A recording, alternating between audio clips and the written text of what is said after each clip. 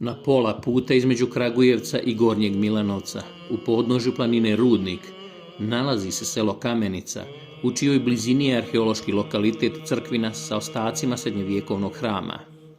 Istraživanja na ovom lokalitetu započeta su 2012. godine, a maja 2017. dolazi do otkrića nadgrobnog spomenika sa izuzetno značajnim natpisom.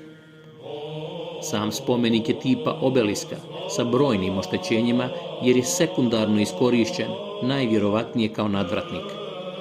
Glavni natpis je pisan u prostoru oivičenom siluetom pokojnika u 15 redova teksta, te se po obliku slova i pominjanju cara Uroša i kneza Lazara može veoma precizno datirati u vrijeme oko 1370. godine. Samom glavnom natpisu ćemo se vratiti par trenutaka kasnije.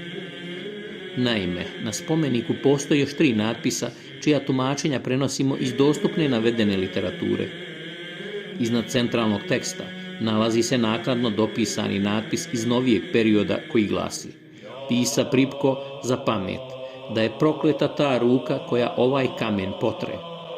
Lijevo od centralnog krsta uklesana je zvijezda, a iznad njega manji krst i cikcak linija sa kratkim tekstom: "Postavi kamen, amin", dok je treći loše čitljiv i nejasan.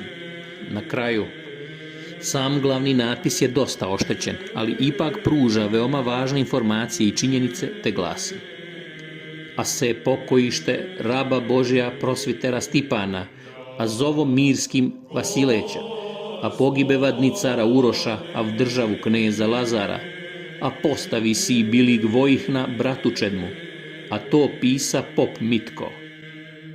Dakle, na ovom spomeniku se može ukratko sublimirati istorija srpske pismenosti i tradicije u izradi nadgrobnih spomenika u srednjem vijeku, a koja se drži gotovo identičnih obrazaca širom srpskih zemalja. O uvodnim riječima Ase smo već ranije govorili.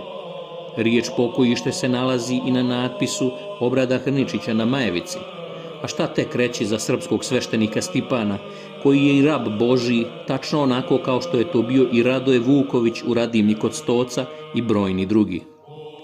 Vidimo da je prezbiter Stipan naveden i sa svojim mirskim, odnosno svjetovnim imenom, baš kao i monahinja Polihranija, odnosno gospoja Radača u Veličanima. Neki će reći da je onaj koji je pisao spomenik bio ikavac negdje iz Bosne ili još zanimljivije Hrvatske.